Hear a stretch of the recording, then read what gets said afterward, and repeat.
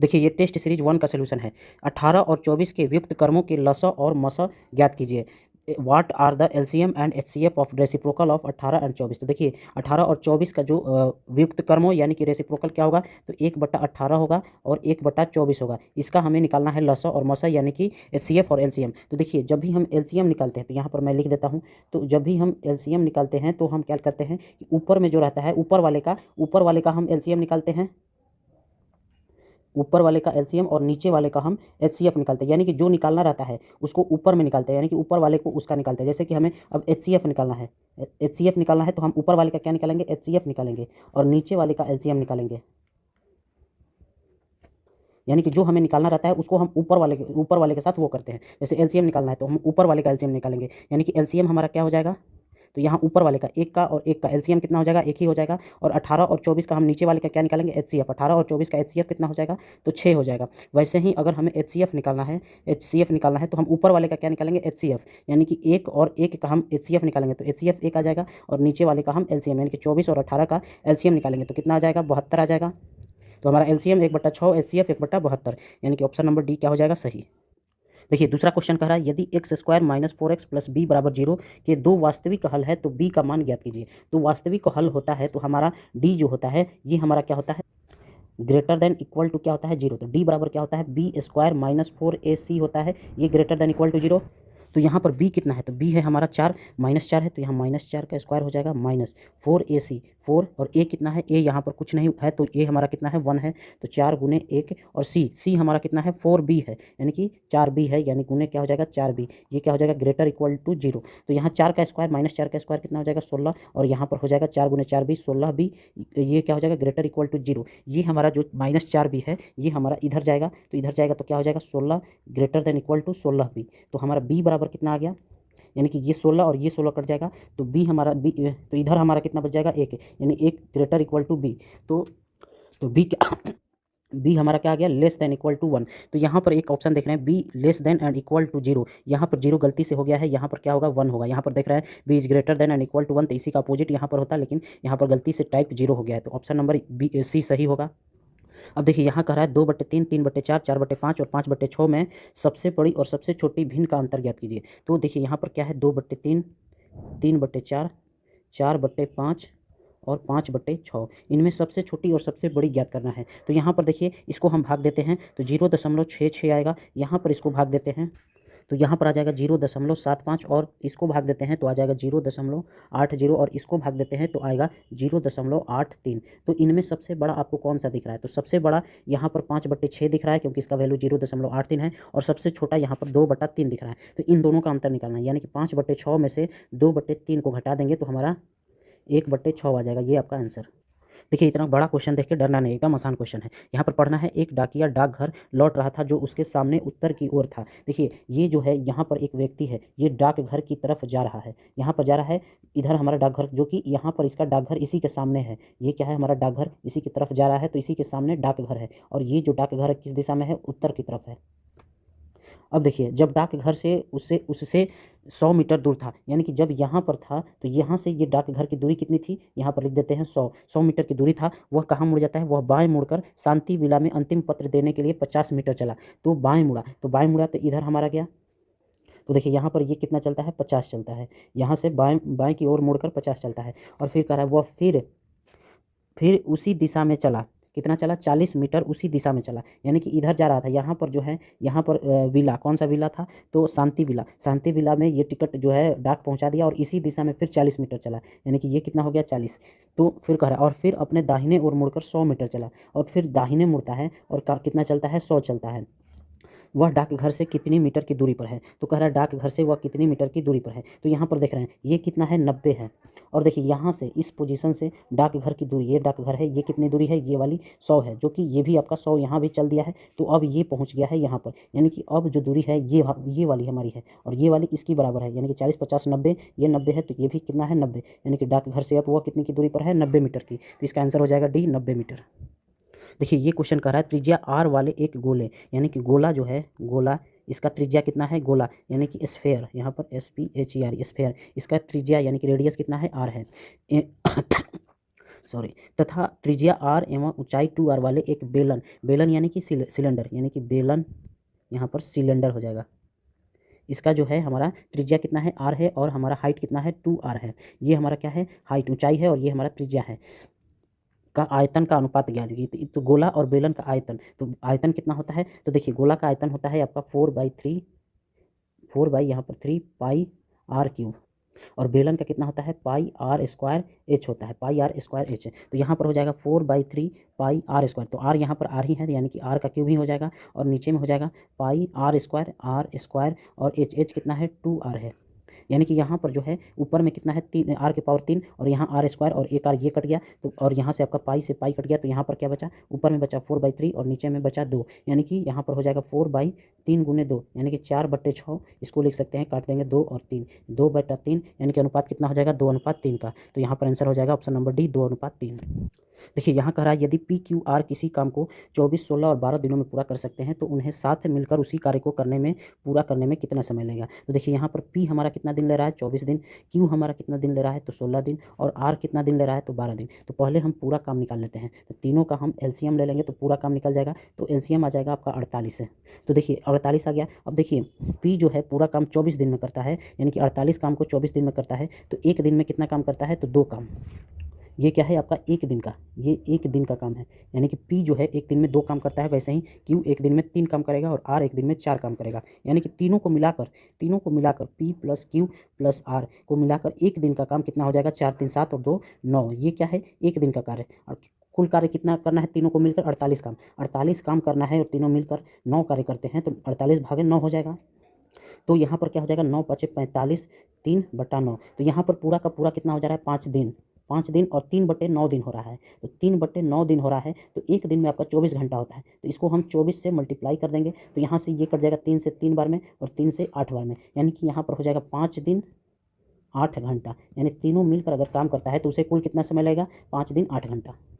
देखिए इस क्वेश्चन में क्या हो जाएगा, यहाँ पर हो जाएगा आपका साइन 315, यहाँ पर हो जाएगा आपका साइन 45, और यहाँ पर आपका क्या हो जाएगा साइन 135, और यहाँ पर आपका क्या हो जाएगा साइन 225। ये आपका हो जाएगा, क्योंकि पाई का वैल्यू जो होता है ये हमारा कितना होता है 180। यहाँ पर पाई का वैल्यू, यहाँ पर चारों जगह जो पाई का वैल्यू 180 रखेंगे उसको हम काट देंगे, तो ये हमारा सिंपलेस्ट मतलब जो बराबर आ जाएगा इतना के बराबर। तो देखिए साइन 315 को क्या लिख सकते हैं, साइन 270 प्लस 45, साइन 45, यहाँ पर साइन 45 ही रहेगा, और साइन 135 को क्या लिख सकते हैं तो साइन 90 प्लस 45, और यहाँ पर साइन 225 को क्या लिख सकते हैं तो साइन 180 प्लस 45।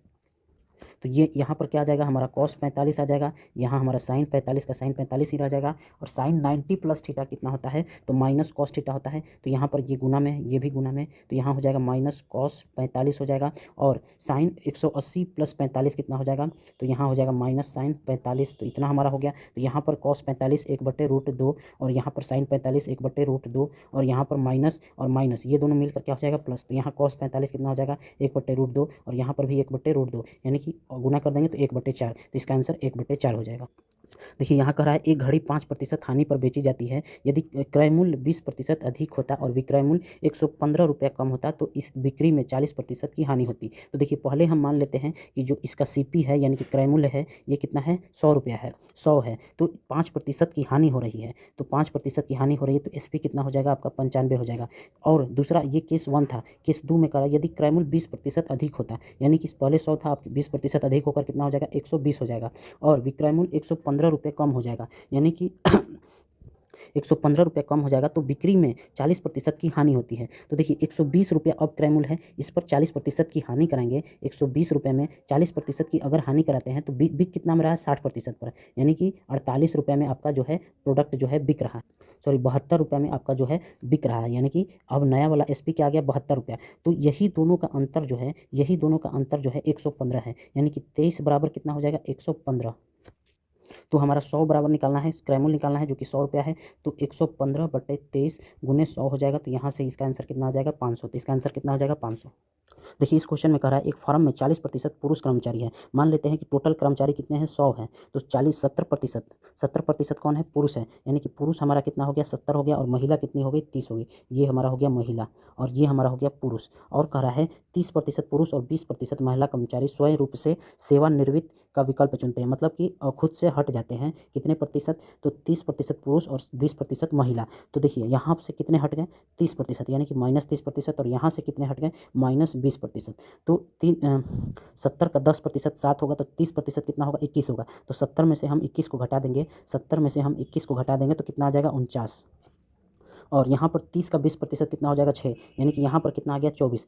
तो अब कितना बचा है, तो 24 महिला बची है और 49 जो है पुरुष बचे हैं, यानी कि टोटल अब कितने बचे हैं, तो टोटल अब बचे कितने बचे, तो 39 और प्लस हो जाएगा 24, यानी कि हो गया 40 20 60 73 आपके अभी बचे हैं। आपका पूछ क्या रहा है, सेवा में बने रहने वाले कर्मचारियों की संख्या कुल संख्या का कितना प्रतिशत है। बने रहने वाले यानी कि बना कितना रहा अभी 73%, पहले कितना था कुल 100 था, कितना प्रतिशत है, तो गुने करेंगे 100, यहाँ से 100 से 100 कट गया, यानी कि अभी 73% बचे हुए हैं। इसका आंसर हो जाएगा 73%। देखिए यहाँ पर 7 का स्क्वायर और 9 का स्क्वायर, 7 का स्क्वायर कितना होता है 49 और 9 का स्क्वायर कितना होता है 81। इसको जब हम 8 से भाग देंगे तो शेष पूछ रहा है। तो यहाँ पर देखिए 8 से जब हम 49 को भाग देते हैं तो यहाँ से शेष 1 बचता है, और यहाँ से शेष आपका यहाँ से भी 1 ही शेष बचता है। तो 1 गुने 1 करेंगे तो कितना आएगा 1 ही आएगा, और 1 को जब 8 से भाग देंगे तो हमारा टोटल शेष कितना बचेगा 1 ही बचेगा। तो इसका आंसर 1 हो जाएगा।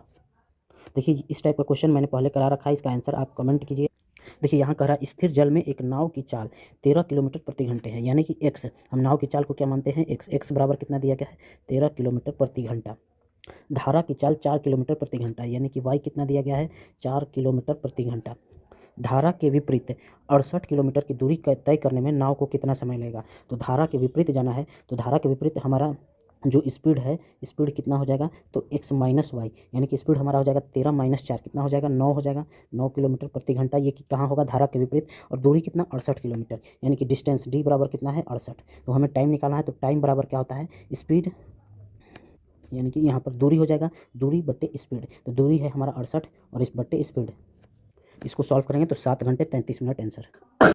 यहाँ करा सबसे छोटा पूर्णांक ज्ञात कीजिए जिसका घन स्वयं के बराबर है, मतलब उसका घन करेंगे तो स्वयं के बराबर आएगा। तो -1 का हम घन करते हैं तो -1 ही आता है, 2 का घन करते हैं तो यहाँ पर 8 आता है, 1 का घन करेंगे तो यहाँ पर 1 ही आता है, 0 का घन करेंगे तो 0 आएगा। तो देखिए कई बार लड़के गलती कर ये वाला मार देते हैं 1 आंसर, लेकिन होगा क्या -1 होगा, क्योंकि 1 से छोटा जो है -1 होगा। देखिए यहाँ करा एक समबहुभुज का आंतरिक कोण 150 डिग्री है, यह समबहुभुज एक है, मतलब वो कैसा बहुभुज है। तो देखिए इसका आंतरिक कोण निकालने का, आंतरिक कोण यानी कि 150, ये निकालने का जो फॉर्मूला होता है ये क्या होता है n-2 गुने 180 बटे होता है n। तो यहाँ से हम n को इधर ले जाएंगे तो 150 n यहाँ से आ गया, 180 n और माइनस 360, यहाँ पर 180, तो ये जो 360 है इधर आएगा, तो यहाँ पर हमारा क्या हो जाएगा 360 बराबर 30 n। तो यहाँ 0 से 0 कट गया, 3 से 36 कट जाएगा तो 12, यानी कि n बराबर कितना हो गया 12, यानी कि उस समबहुभुज में कितने भुजाएं होंगी 12। इसका आंसर क्या हो जाएगा डोडेकागन। देखिए यहाँ कह रहा है किसी राशि पर 2 वर्ष का साधारण ब्याज 400 रुपया है, यदि r 4% अधिक होता है, पहले जो है r था तो 2 साल में 2 वर्ष में, यहाँ पर 2 वर्ष में साधारण ब्याज कितना होता है 400 होता है। अब क्या किया जाता है कि 4% से r बढ़ जाता है, यानी कि r + 4 हो जाता है, अभी भी कितना रहता है 2 वर्ष ही रहता है, तो ब्याज अब बढ़कर 400 + 400 हो जाता है। पहले 400 था, अब बढ़कर 4 + 400 और हो जाता है। तो कह रहा है वह मूल राशि क्या है। तो देखिए यहाँ पर 2 वर्ष में कितना बढ़ा, 1 वर्ष में आपका 4 वर्ष बढ़ा होगा, तो 2 वर्ष में कितना बढ़ा 8%, 2 वर्ष में आपका कितना बढ़ा 8%, और ये 8% के चलते ही आपका कितना बढ़ गया 400। तो 8% बराबर 400, हमें कितना निकालना है 100%। तो 100% बराबर कितना हो जाएगा 400 गुने 100 और बटा में 8, ये 8 से कट जाएगा 50 बार में, यानी कि 100% बराबर कितना आ जाएगा 500। इसका आंसर कितना हो जाएगा, यहाँ पर 5000 होगा, 5000 इसका आंसर।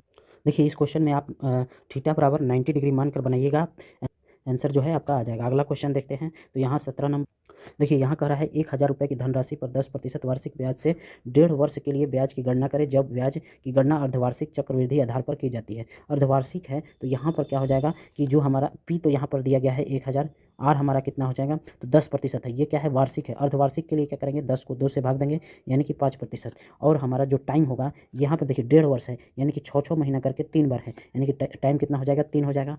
यहाँ पर आपका पी पता चल गया, आर पता चल गया, टी पता चल गया, तो आपका आसानी से अब निकल जाएगा। कमेंट बॉक्स में इसका आंसर जरूर बताइएगा। देखिए यहाँ करा, किसी वस्तु को 12.5% के लाभ पर 405 रुपये में बेचने पर कितना लाभ प्राप्त होगा। तो देखिए 12.5% को हम क्या लिख सकते हैं, 1/8, यानी कि 8 हमारा क्या है, सीपी है, और 1 क्या है, हमारा लाभ है।